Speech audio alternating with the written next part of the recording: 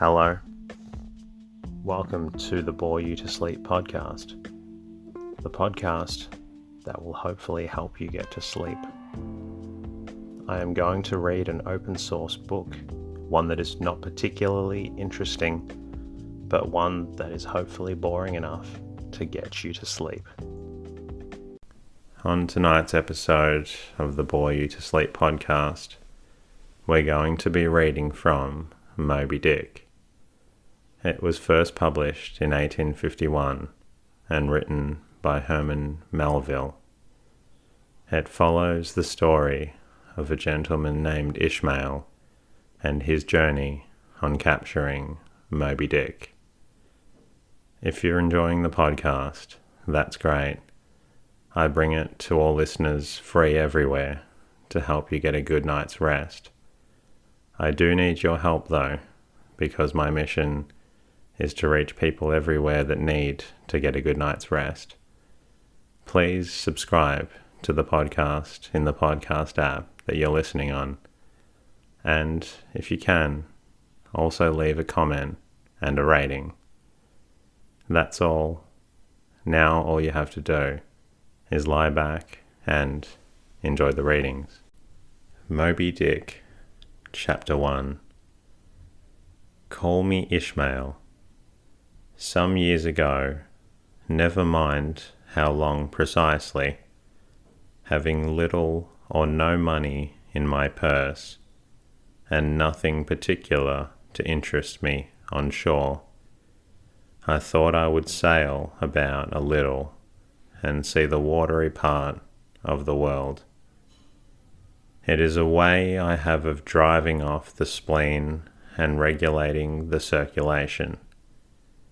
Whenever I find myself growing grim about the mouth, whenever it is a damp, drizzly November in my soul, whenever I find myself involuntarily pausing before coffin warehouses and bringing up the rear of every funeral I meet, and especially whenever my hypos get such an upper hand of me that it requires a strong moral principle to prevent me from deliberately stepping into the street and methodically knocking people's hats off, then I account it high time to get to the sea as soon as I can.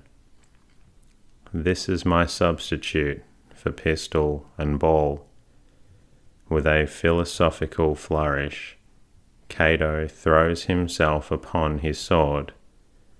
I quietly take to the ship. There is nothing surprising in this. If they but knew it, almost all men in their degree, some time or other, cherish very nearly the same feelings towards the ocean with me. There now is your insular city of the Manhattoes, belted round by wharves as Indian Isles by coral reefs. Commerce surrounds it with her surf. Right and left, the streets take you waterward. Its extreme downtown is the Battery, where the noble mole is washed by waves and cooled by breezes, which a few hours previous were out of sight of land. Look at the crowds of the water gazers there. Circumambulate the city of a dreamy Sabbath afternoon. Go from Corlear's Hook to Coenties Slip, and from thence by Whitehall northward. What do you see? Posted like silent sentinels all around the town, stand thousands upon thousands of mortal men fixed in ocean reveries, some leaning against the spiles, some seated upon their pierheads, some looking over the bulwarks' glasses, some high aloft in the rigging, as if striving to get a still better seaward peep. But these are all landsmen, of weekdays pent up in lath and plaster, tied to counters, nailed to benches, clinched to desks. How then is this? Are the green fields gone? What do they have here?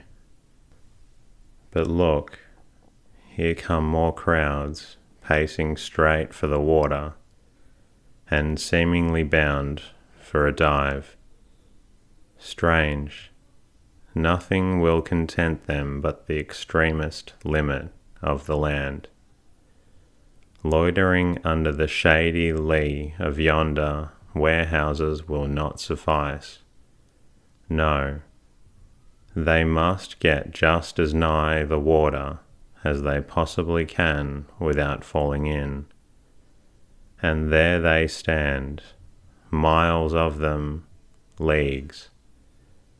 Inlanders all, they come from the lanes and alleys, streets and avenues, north, east, south, and west, yet here they all unite. Tell me, does the magnificent virtue of the needles of the compass of all those ships attract them thither? Once more, say you are in the country, in some high land of lakes. Take almost any path you please, and 10 to 1 it carries you down in a dale, and leaves you there by a pool in the stream. There is magic in it. Let those most absent-minded of men be plunged in this deepest reveries. Stand that man on his legs, set his feet a-going, and he will infallibly lead you to water. If water there is at all a religion. Should you ever be athirst in the great American desert, try this experiment. If your caravan happened to be supplied with a metaphysical professor, yes, as everyone knows, meditation and water are wedded forever. But here is an artist. He desires to paint you the dreamiest, shadiest, quietest, most enchanting bit of romantic landscape in all the valley of Saco. What is the chief element he employs? There stand his trees, each with a hollow trunk, as if a permit and crucifix were within. And here sleeps his meadow, and there sleep his cattle, and up from yonder cottage goes a sleepy smoke.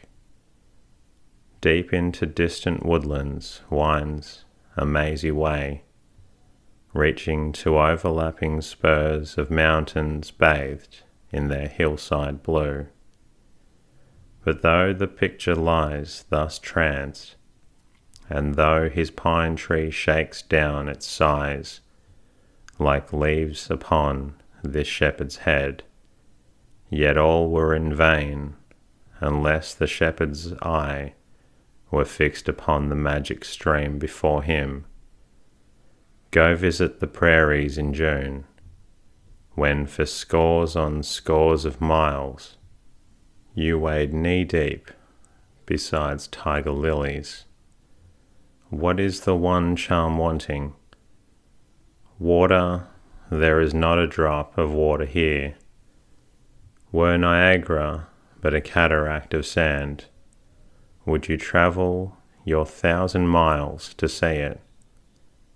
Why did the poor poet of Tennessee, upon suddenly receiving 2 handfuls of silver, deliberate whether to buy him a coat, which he sadly needed, or invest his money in a pedestrian trip to Rockaway Beach? Why is almost every robust, healthy boy with a robust, healthy soul in him at some time or other crazy to go to sea? Why upon your first voyage as a passenger did yourself feel such a mystical vibration when first told that you and your ship were now out of sight of land? Why did the old Persians hold the sea holy? Why did the Greeks give it a separate deity and own brother of Jove?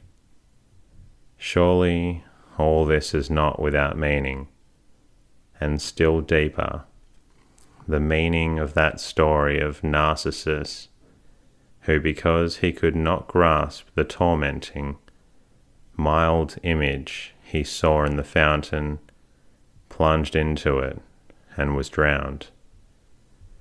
But that same image we ourselves see in all rivers and oceans.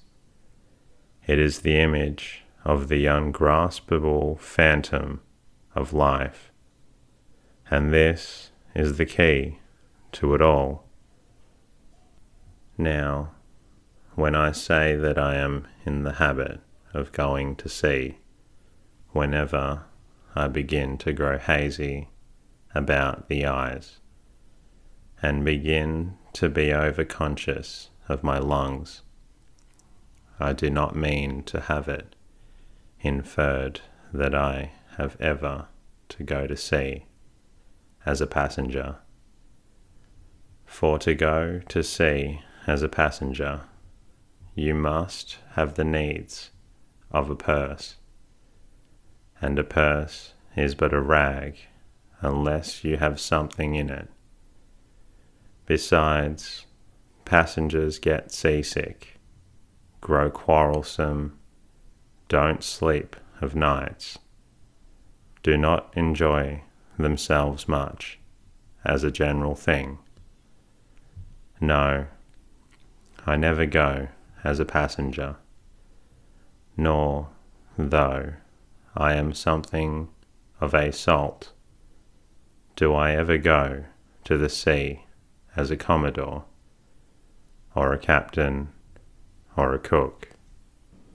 I abandon the glory and distinction of such offices to those who like them.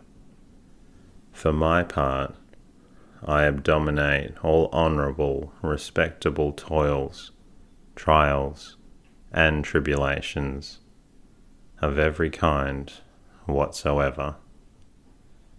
It is quite as much as I can do to take care of myself, without taking care of ships, barks, brigs, schooners, and what not.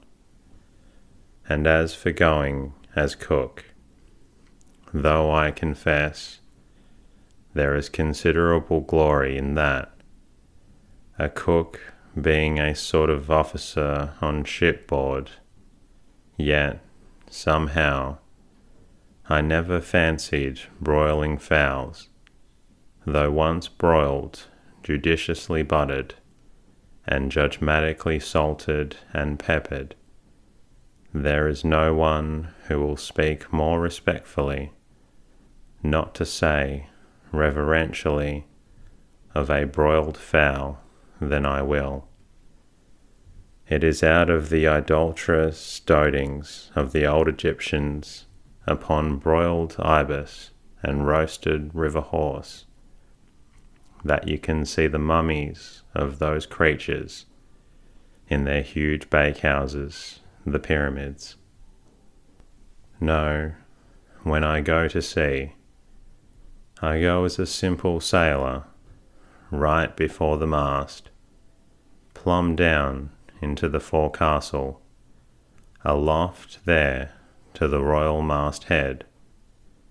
True, they rather order me about some, and make me jump from spar to spar, like a grasshopper in a May meadow.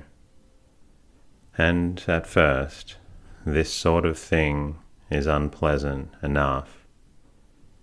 It touches one's sense of honour, particularly if you come of an old established family in the land.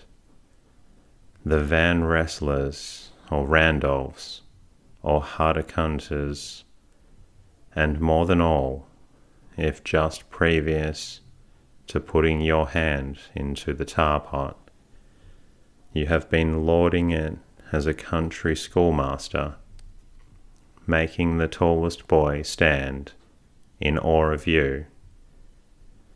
The transition is a keen one, I assure you, from a schoolmaster to a sailor, and requires a strong decotation of Seneca and Stoics to enable you to grin and bear it.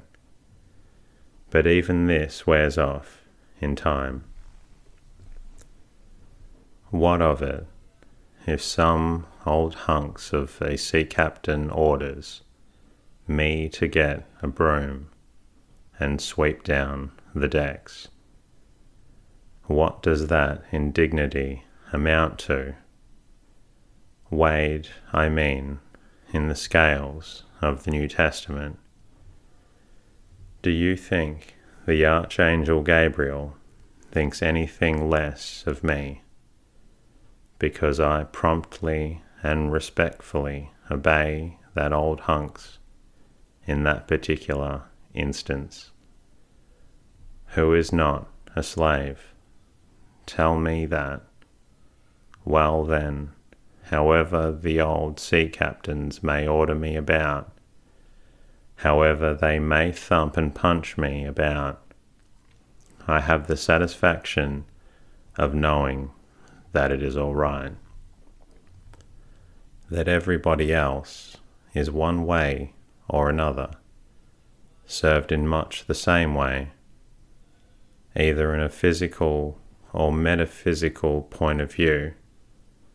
That is, and so the universal thump is passed round, and all hands should rub each other's shoulder blades and be content. Again, I always go to the sea as a sailor, because they make a point of paying me for my trouble, whereas they never pay passengers a single penny that I ever heard of. On the contrary, passengers themselves must pay. And there is all the difference in the world between paying and being paid. The act of paying is perhaps the most uncomfortable infliction that the two orchid thieves entailed upon us. But being paid, what will that compare with? The urbane activity with which a man receives money is really marvellous, considering that we so earnestly believe money to be the root of all earthly ills, and that on no account can a moneyed man enter heaven. Ah, how cheerfully we consign ourselves to perdition. Finally, I always go to sea as a sailor, because of the wholesome exercise and pure air of the forecastle deck. For as in this world, headwinds are far more prevalent than winds from astern, so for the most part the Commodore of the quarter-deck gets his atmosphere at second hand from the sailors on the forecastle. He thinks he breathes it first, but not so. In much the same way does the commonalty lead their leaders in many other things, at the same time that the leaders little suspect it. But wherefore it was that after having repeatedly smelt the sea as a merchant sailor, I should now take it into my head to go on a whaling voyage. This the invisible police officer of the fates, who has the constant surveillance of me, and secretly dogs me, and influences me in some unaccountable way. He can better understand that than anyone else. And doubtless, my going on this whaling voyage formed part of the grand program of Providence that was drawn up a long time ago. It came in as a sort of brief interlude and solo between more extensive performances. I take it that this part of the bill must have run something like this: Grand constant election for the presidency of the United States. Whaling voyage by Ishmael. Bloody battle in Afghanistan. Though I cannot tell why, it was exactly that those state managers, the fates, put me down for this shabby part of a whaling voyage, when others were set down for magnificent parts in high tragedies, and short and easy parts in genteel comedies, and jolly parts in farces. Though I cannot tell you why this was exactly, yet now I recall all the circumstances, I think I can see a little into the springs and motives which, being cunningly presented to me under various disguises, induced me to set about performing the part that I did, besides cajoling me into the delusion that it was a choice resulting from my own unbiased free will and discriminating judgment. Chief among these motives was the overwhelming idea of the great whale himself. Such a portentous and mysterious monster roused all my curiosity. Then the wild and distant seas where he rolled his island bulk, the undeliverable, nameless perils of the whale. These, with all the attending marvels of 1,000 Patagonian sights and sounds, helped to sway me with my wish. With other men, perhaps, such things would not have been inducements, but as for me, I am tormented with an everlasting itch for things remote. I love to sail forbidden seas and land on barbarous coasts, not ignoring what is good. I am quick to perceive a horror, and still I could be social with it, would they let me, since it is but well to be on friendly terms with all the inmates of the place one lodges in. By reason of these things, then, the whaling voyage was welcome.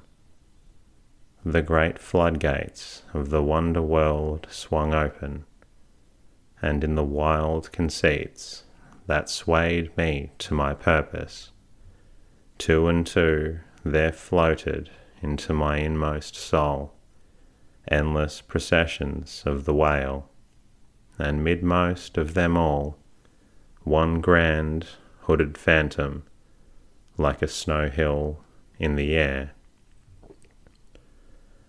I stuffed a shirt or two into my old carpet bag, tucked it under my arm, and started for Cape Horn and the Pacific. Quitting the good city of old Manhattan, I duly arrived in New Bedford. It was on a Saturday night in December. much was I disappointed upon learning that the little packet for Nantucket was already sailed, and that no way of reaching that place would offer till the following Monday. As most young candidates for the pains and penalties of whaling stop at this time the same New Bedford, thence to embark on their voyage, it may as well be related that I, for one, had no idea of doing so. For my mind was made up to sail in no other than a Nantucket craft, because there was a fine, boisterous something about everything connected with that famous old island which amazingly pleased me. Besides, though, New Bedford has of late been gradually monopolizing the business of whaling, and though in this matter poor old Nantucket is now much behind her, yet Nantucket was her great original, the Tyre of this Carthage, the place where the first dead American whale was stranded. Where else but from Nantucket did those aboriginal whalemen, the Red Men, first sally out in canoes to give chase to the Leviathan? And where but from Nantucket, too, did that first adventurous little sloop put forth, partly laden with imported cobblestones? So goes the story, to throw at the whales, in order to discover when they were nigh enough to risk a harpoon from the bowsprit. Now having a night, a day, and still another night following before me in New Bedford, ere I could embark for my destined port, it became a matter of concernment where I was to eat and sleep meanwhile. And that concludes tonight's episode. I hope it's helped you feel a little sleepy.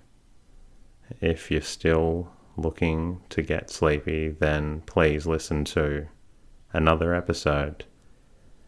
I look forward to bringing you more episodes. And in the meantime, rest easy and good night.